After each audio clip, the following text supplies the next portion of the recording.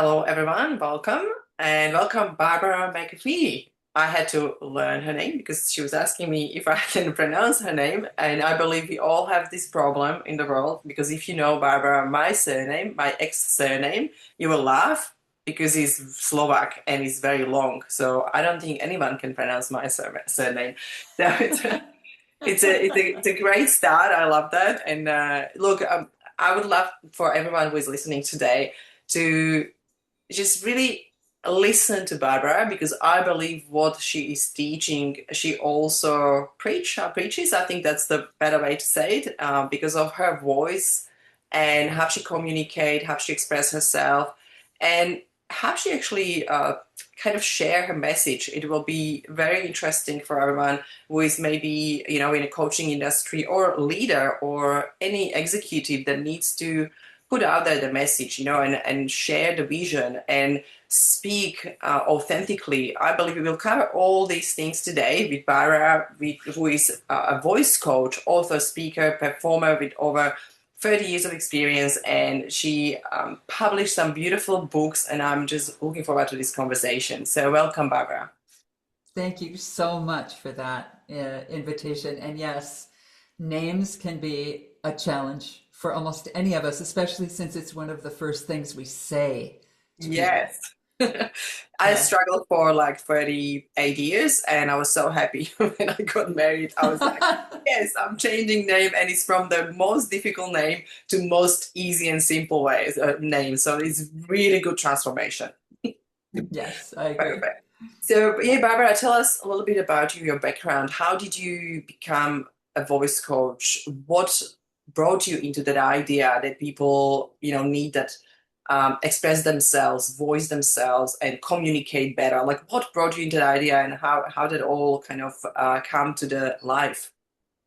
Well, like many of us, I came to my work through my own challenges. I had a good experience as a child singing in choirs, like many of us do, but I never wanted to sing alone in front of anyone, and I was very nervous about being seen and heard, and which is tricky because I am a very tall woman. I'm a meter 86 or 6'2", depending on Love it. your scale. Love So I'm a giant. So good luck hiding, right? And so just between a lot of different factors, I had lots of limits in my voice. I felt like I couldn't quite say what I needed to say or sing what I could hear in my imagination. And I got interested in why, because my family, it's very common to be afraid of singing, but in my it. Yeah. family, my grandfather sang on the radio, my mother was a soloist, my brother was Yeah. in a band and sang. So there was all this support around me, and then I was stuck. And so I got angry because I started singing jazz in uh, clubs in my 20s and was so afraid that I got angry and started to work with a voice coach, and mostly I just cried. And so there was a Oh wow. lot of challenges locked up in my own voice and body, and I started unwinding those Yeah. and found some amazing teachers and eventually started teaching myself.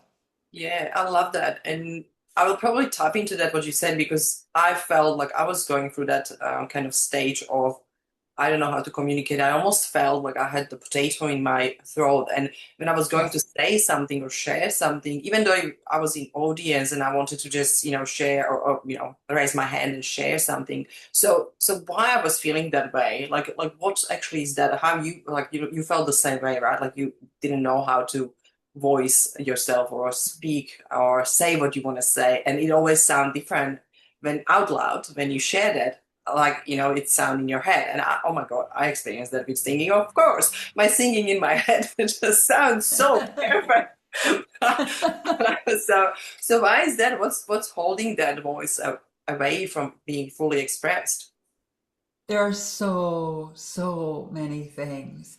And a Yeah, lot of let's them get into that. are, yes, there's so many things. There's just, of course, childhood, and everybody had to grow up too quickly. So we all get messages about being quiet, or especially women are supposed to be nice all the time, or don't make your father irritated, or whatever.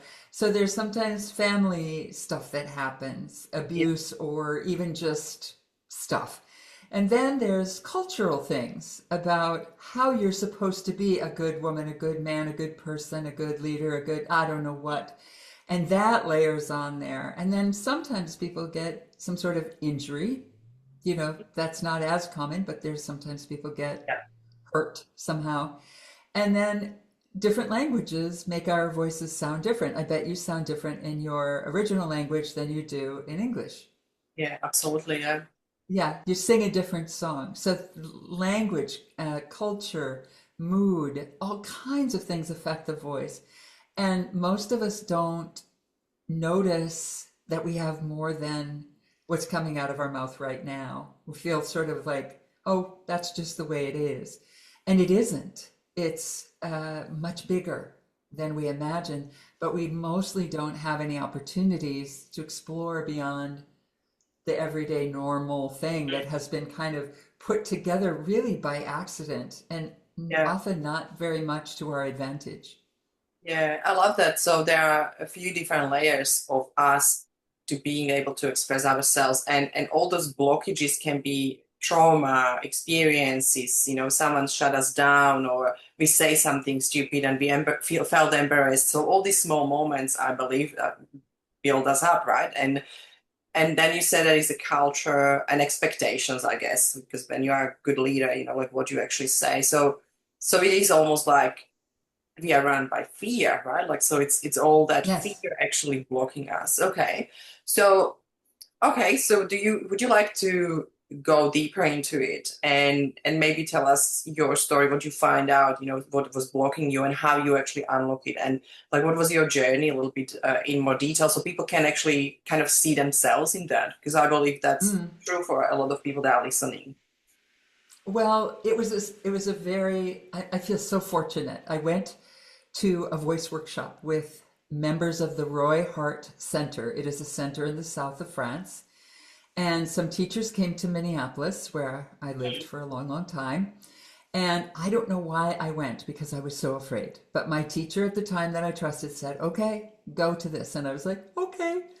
And when I walked in, I thought I had a whole story about what was wrong with me, which was a lot, We of all have. course. Everybody, most places we walk in like feeling like we don't belong there or something bad is going to happen. I thought my voice stopped completely here, which is not that high, especially because I was in my 20s at the time. And in that first workshop, I made sound like almost to the top of the piano. Yeah, And like a mouse. that was a turning point because I had to not just change my idea about my voice, but about everything. Like, what else am I wrong about? How else am I wrong about me in ways I don't know? And one of the things that made it possible was my teacher, Shaul Ryan, very gentle, kind, playful man, was inviting me outside of who I thought I was. I wasn't myself when I sang that note. I was a bird. I was this big eagle, screaming out of the sky. And it took all my physical energy. And I realized that all my life I'd been like, shut down, quieter, blend with the alto section in the choir, sit still, and no one had asked me for all the sound that was inside of me. Mm. And they did. And that was so liberating because so much of what was making me fearful was perfectionism, which is what gets a lot of us going. Yeah. And I would make these sounds that at first I thought, oh, that's terrible. That's a mistake. It cracked. Ah! It made a strange noise. And then Shao was this lovely British man. And he'd say, interesting, or lovely. And I was like, oh, actually it is. It's not pretty, but it's beautiful and powerful and raw and alive. And that changed the Mm. course of my life. I kept studying with them, he and his colleague who would come to teach in my town. I got a grant and went to the center in France and studied with other teachers in Canada, and really kept finding more of the aspects of myself that had been lost and most of them were maybe wild and primal, compared to all the well-behaved things. Now, I didn't start walking around in the world screaming like a bird all the time, Abuse. but but I felt like I knew that was a part of me, and so I felt like I had more options of how I showed up more whole and alive and down in the deep, dark, grounded part. Yeah, love that. And so it was a lot of healing and learning through play, also terrifying at Yeah, times. I love that. There's so much in what you just said, and I think that's I can see it happen how people want to express themselves and they're copy and paste of someone else, right? Like it's Exactly. always just being or doing something that already someone has done, and Mhm. it makes me almost cry because it's just such a Yeah. strong societal pressure maybe and how Yes. we should be and supposed to be. And I love that you actually wear the raw and primal and that scream and whatever sound it is, right? And that's what I feel like even in me, like it's there and it's bubbling. And I just I'm just staying quiet so many times because if I say that I will be judged. If I you know Hmm. go out there fully, oh, people will be like, wow, so this is you. And it's really hard because this is true for so many people, right? Because when they really show who they are authentically, it's so much easier to connect with them, and they're so scared on the other side. So I love what you're sharing because there's so much fear and so much, yeah, it's almost like holding back and it's crunch Hmm. and it's the heavy energy. And when you go out there raw, I can feel how you grew through the story. So it's awesome.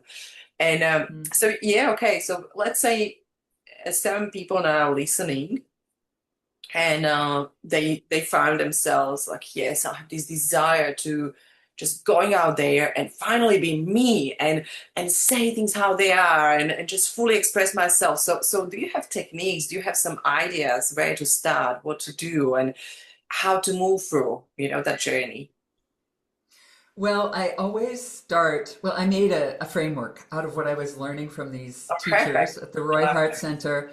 And then I combined it with a yoga practice, the chakra system, and some Perfect. Jungian psychology around archetypes, shadow, and the collective unconscious. And then I also was a leadership development consultant. So I got to see a lot of communication breakdown. I got to see a lot of great communication as well. And because I'm a voice person, I kept going, oh, there are certain vocal qualities that maybe reveal someone's gifts.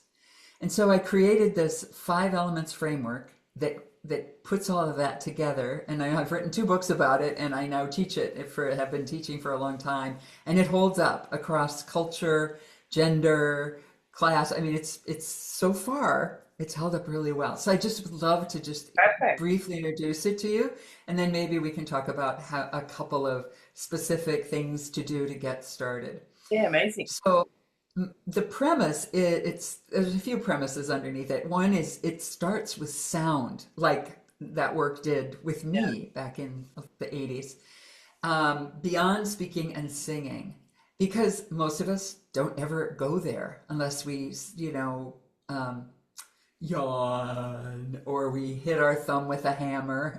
Ow! There's mostly we're in a very small range. Yeah. And so I like to take the voice out and just let it run in these elements. And the elements are earth, fire, water, metal, and air. And each one has a different sound, as you can hear, and each Yeah. one has a different kind of function.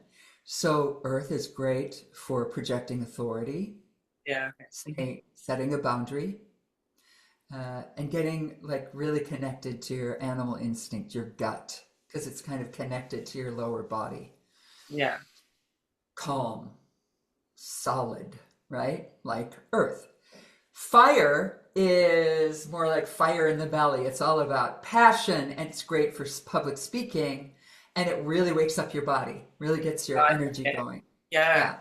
Yeah, you can feel it. It's my home, especially when I'm doing something like this. Yeah, I can be Right? too Yeah. excitable. Yeah. Yeah. And then water is kind of the voice of the heart. And so that's better for singing lullabies. I know right before we got on this That's what recording, I'm having. you Yeah, were that's what I'm singing. having Yeah. to. Yeah. Because if we sang to the babies like this, they'd never go to sleep. Yeah, So, exactly. so it's the voice. Yeah. So true, yeah. Yeah. So I totally adjusted my voice and it's totally different. Yeah, yeah, Yeah. absolutely. And it Yeah. feels like it's from heart because you're focusing on calming down and Yeah. yeah, Yeah, and it's good for even in a professional setting if you have difficult news. I was just speaking with a friend of mine, and they're doing layoffs in her company, and so I said, "How are they doing? You know, are they doing it in a good way?" And she's like, "No, they're just not. They're not attending to the heart. You know, they're just it's very strange. So, you know, we all have to deliver bad news and receive bad news. And so having it with a heart makes it seem yeah, better. It's yeah. It's also good for like affirming someone. Good job. Oh, it's so happy. I'm so happy to see you. So it's an intimate kind of conversational yeah. voice. Yeah. And then metal is bright and pointy and shiny like this. And mostly what metal is good for is getting louder without hurting your voice. So I was working with a gentleman who does a couple of 2 or 3 day trainings sometimes, and he talks down here in the earth voice, which is a lovely voice, but he was using just one voice over and over again.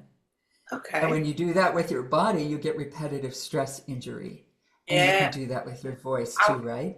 yeah, I will ask you about this because what happened, what I noticed, a lot of people, when we meet at networking event, next day everybody says that I was my voice.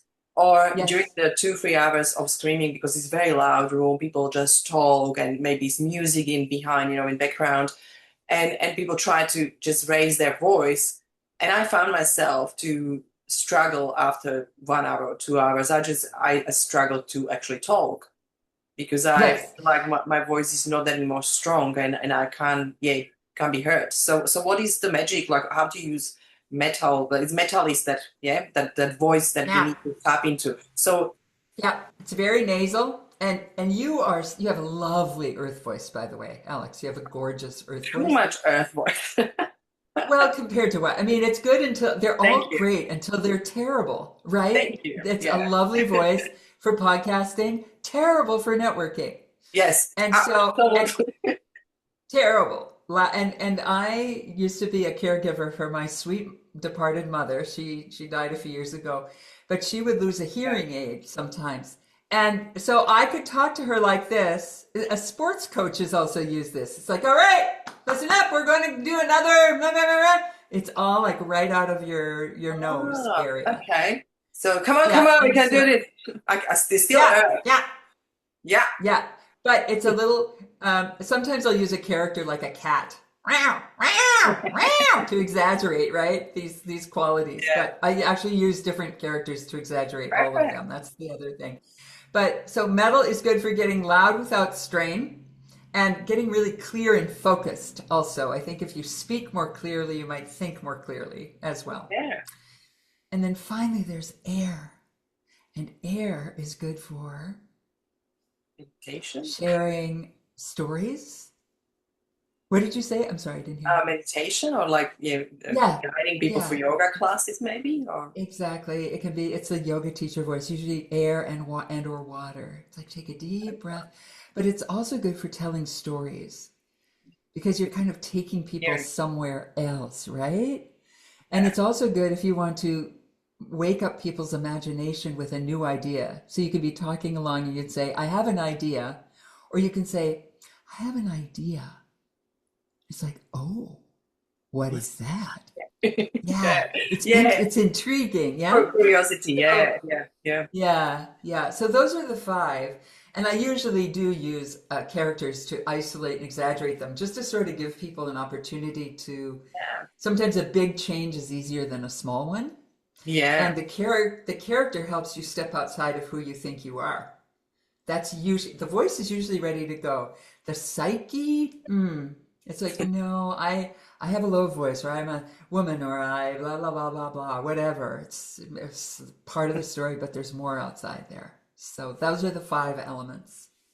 I love it. And I absolutely love it because I experienced that. So when I talk about networking or when I talk about speaking, sometimes you have a very loud room and you need to actually use different voice to call everyone in, to pay attention. Then Yes. you need to kind of change the voice. And I love when you say the story, the air and water, because it's Mhm. almost like people want to lean in, right? When you're quiet and Correct. soft and it's like, I know something. Yeah. I know. So Yeah. it's very like it's still exciting and it's yeah, I love that. So it's actually playing with the other person psychology as well, right? Like we can actually Exactly. command people basically how they feel when they talk to us. Mhm.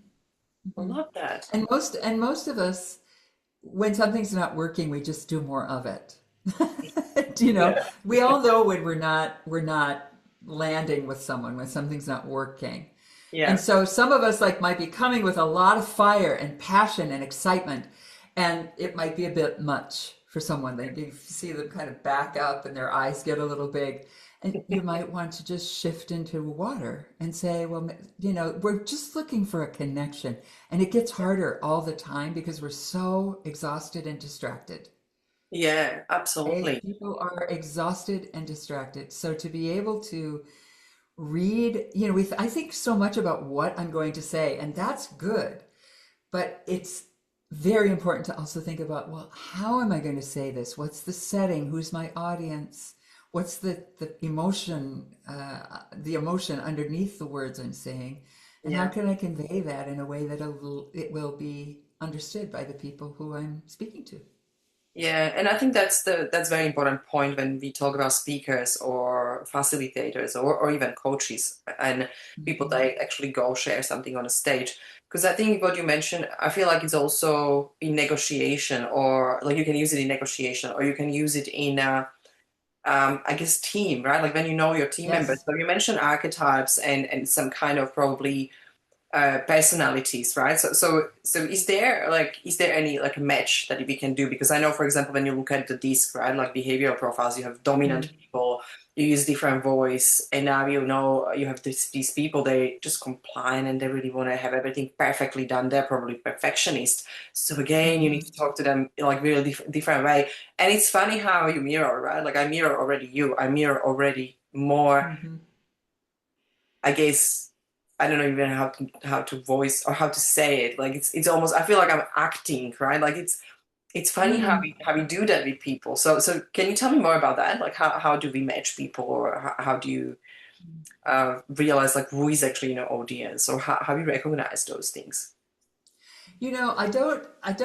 I like to give people a lot of options. So awareness, definitely, and Yeah, flexibility. That's what I'm looking for. And what I find is that when people become more tuned into their own voice, they listen differently. So they may not know the disc or the whatever, yeah, Myers-Briggs or whatever, but sometimes the voice will tell us something. yeah. So I didn't like the air voice at all. It was like, ugh, I'm not that kind of girl. I never Right. have been, Yeah. right? Never could be, so I just like threw that away and said, that's not me. And I don't like then, that one. no, I didn't think you would either because it just doesn't show up anywhere. But I've made friends with it now. I sing a lot with it and it has become part of me now. I've healed it. But I still sometimes I have a friend and she's a lovely woman, but she talks up here, she's like super dreamy and brilliant. She's so great. But oh my gosh, I have to work with myself a little, Yeah. right? I have to say, that's not her, Barbara. That's you. That's the part of your air voice you haven't welcomed home yet, because otherwise you could just listen to her. And she is a person who is a visionary. She can see the future before everybody else. She Mm, dreams really big. And the air voice is a lot about that, about what's possible, what's not here yet, what's in the dream time yet. And so a lot oh, of times that having that like little framework in your mind if the person is talking and they're extremely dull and not very interesting and everything is kind of flat. That's, I'll yeah, that's boring. I will ask that person, are you the person who stays calm when everyone else is losing their minds? And they usually look a little proud and say, yeah, I am. You know? And so, yeah, so they're all so good until they're not. So that was great for, like, he was the president of a company, and it was going through a lot of Yeah. change. And he was a solid, steady leader. But we worked on his fire, especially because he had a big presentation to give at an international conference, and he wasn't going to get very far like this. And so we got him, like, I had him pretending to be like a Yeah. preacher, and I tell you, I took him, had him make his presentation really, really big. And he had a blast. And he had a big voice, turns out. He just didn't really use it very much. And we got him used to it. He integrated that into who he thinks he is. He's still a quiet, steady guy, but when he Yeah. needs to go into the fire to make a Yeah. presentation, he can do that. So to me, it's more about becoming more flexible in how you're expressing yourself and then see what's working with that individual person in that individual moment because it's Yeah. changing all the time. Yeah. So it's almost, I love what you said because we don't need to go through, some psycho tests and go all assessments but basically very simple way we can recognize personality through the voice. Like, and I love what you said, it's a steady and are you calm?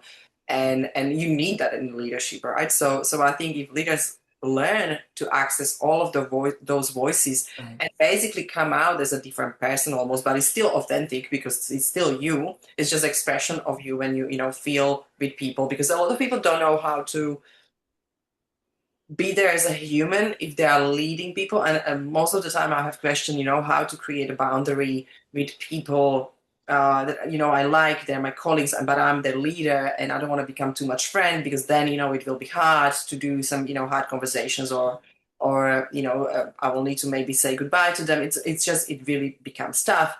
And I love that I can see now how you can use voice as a part of it, as Yes, a disconnect the situation almost like right now we are friends, we talk a different way, right? But now I'm as a yes, leader, I express that different way. So you actually as my colleague, as a team member, you can adjust your feelings and emotions or psychology around how I act right now because I'm creating boundaries with the voice.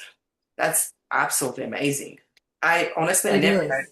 I never heard of this type of work, so I'm very excited, and Mm, it's fascinating me how simple it is, right? And how simple it is. we can actually recognize people. So yeah, that's awesome. And I would like to know, probably like, okay, so where we can start, like I know you've mentioned awareness, right? So I'm sure that we need to first be awareness of what is maybe our predominant voice or Mm, predominant mm, way of expressing ourselves, and what's then? Like we find out that we have a lot of, mm. like I have excitement or I have, I'm grounded. So what's next for me? Well, I think one of the most important things is to just start noticing how you already change your voice. So you just had that experience. You were singing to your son in a very different voice than you're talking to me right now. And if people have small children or pets in their lives, they're probably using air. Who's a good dog? Oh, look at that sweet face. Oh, come here, mama. Come on. So yeah, right? We have different voices for it, and that's an extreme example. But Yeah. also with different, like if you don't trust someone very much, what happens to your voice? I think just listening to your own voice and other people's with a little different, especially having sort of the basic framework of in mind. And there's lots of resources available. I did a TED talk about it. I'm sure there'll be things in the show notes where people can just kind of review those things that are at my website. And it's like, just to start noticing how you do it already. I have a friend and we laugh like witches. I don't laugh like that with any other friend, but when I'm with her, we're like, and we find each other very funny. So it's just to start paying Love it. attention to your voice and how it changes, and then notice other people's voices. So that's a huge place to start because most of us are noticing them unconsciously. And to Absolutely. bring a little consciousness to it is a huge first step. And then I also like to get people singing in their car, in the shower, somewhere, because there's speaking, which is a pretty narrow range for most of us. And then there's sound, which is where I like to play with people, but right in between is singing. And so I often encourage people to make a playlist of songs they love to sing with a variety of different artists, with a Dolly Parton or a Leonard Cohen or, just with very different sounds. And then that's like exercise, using different parts of your voice and noticing like, oh, this feels really awkward or I love this, right? And so sometimes I think that singing practice can help. And then the other thing I like to suggest is reading children's books out loud, even if you don't have children around, because Yeah. we will change our voice.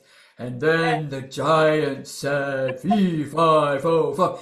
People just naturally do that. And that's a way to sort of exercise more range. I don't suggest you talk like that at work, but Yeah, it'll of course. help you sort of map out the territory a little bit more, like what is actually Yeah. available to you. So Yeah. those are And some starting places. that is amazing, and I think they are all amazing tools. Just because when we start to exercise something or do something, daily or weekly, and we start to have a little bit of routine, we actually then have access even subconsciously to different voices. So I feel like then Exactly. our mind and our body adjust to something that we realize one day, after practicing 6 months, we realize that we have access to something. Wow, like I just use it. I don't know even how. So I think that's Right. that's awesome. Yeah, I think that's why a lot of people say, acting classes are great because, for example, English is not my first language. So they always said just go to acting classes so you get a little bit of idea of, how to pronounce and how to Yeah. announce.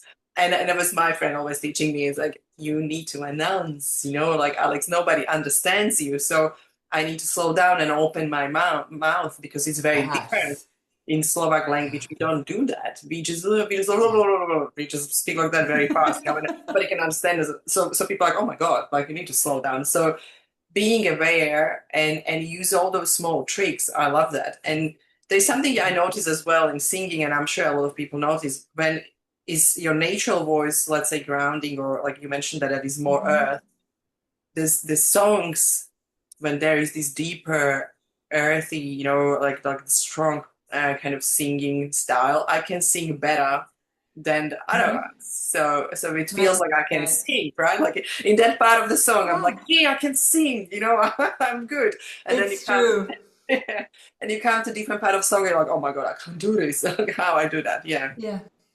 Yeah. There's different ranges that are more yeah, comfortable, depending, and it's possible to grow that. Mine has grown yeah. a lot. And I also want to say that our voices are also working on us. Mhm. So, I mean, if you're talking in a way that's like very tense and very tight, Oh, it's not just affecting your listener. Your whole nervous system is like, ah, and likewise, if you're like, ah, that just changed my whole, I mean, I just felt all the muscles in my yeah, back relax. I feel And it. so, Yeah, yeah, our voices are affecting each other all the time and our own nervous systems as well. So it's not just an outside job, it's an inside job as yeah. well. And so for me, I like to, one of the other things I've noticed is that speaking well feels really good. It just feels Mhm. good to like have breath moving through my voice and to have some expression. And I just feel like, that feels like it's a sensory pleasure to speak Yeah. well. And that's infectious too. The pleasure and the is, we're affecting Yeah. ourselves and each other. Yeah, Yeah, and I'm sure you also use neuroscience based of kind of information, right? Like we are influencing each other, and I believe all with the that time. voice, when we have angry voice or we speak all the time like that, is it's actually increasing cortisol, and we feel different. So it is amazing, right? And it's another kind of part of totally different thing that we can bring attention to, and I love that because it's so simple. You gave us amazing framework. It's super simple to remember. It's super simple to notice that, focus on that, and also very simple exercises. One, reading the book, Yes. singing in the shower or in the car. Oh my gosh, I'm sure everybody does it, or almost everyone does it. So Yeah. it's noticing, yeah, what is happening with our voice. And yeah, I love music, and I think even though I'm not a great singer, it feels healing by it. If I need, It happy is. song, It it, is. it really creates different energy, different emotions. So I love that. Okay, this is perfect. I definitely would love to have you on my workshops or some of my retreats because I love this type of work. And I think it's such a great addition into everything what we do with our mind and emotions and energy. And now bringing the voice into that, it's absolutely great. So, yeah, Barbara, where we can find you, how people can work with you, what do you suggest now? Like now they have the awareness, they started to read the books and exercise. So, what's next for them and how they can connect with you? Well, I welcome questions anytime, and the easiest way to connect with me is through my website. There's 2 TED Talks on there, a lot of my music, because I am a singer, and some exercises and lots of resources and links to both books as well. So that's the easiest way to connect. And I'm on Instagram and Facebook too, but that I think the website's the best entrance. Yeah, thank you very much, Barbara. And do you have anything else, like your last kind of things for people that you feel like they should hear right now? And yeah, just Hmm. get a little bit of vibe. Yes, I am, and I will send you this for including in the show notes. There's a little song I made, um, and it's based on a quote by the great Sufi mystic Hafiz, and it goes, "I wish that I could show you. I wish that I could show you. Whenever you are lonely or walking in the dark, I wish that I could show you. I wish that I could show you the astonishing light of your being." Wow, that's awesome. Thank you very much for that. That was super lovely. And I will You're just welcome. take that energy and I will take it with me to my day because this is beautiful and yeah, it really gives you the power and soften everything and yeah, it's such a beautiful and I love your voice, Barbara. So thank you Oh, so thank you. much. Thank you very much for being here. For everyone who is listening, of course, I will share all your links and some great tools and your website with listeners so they can ask questions, they can talk to you, and they can connect with Hmm. you. So thank you very much. It was my pleasure. Thanks for inviting me.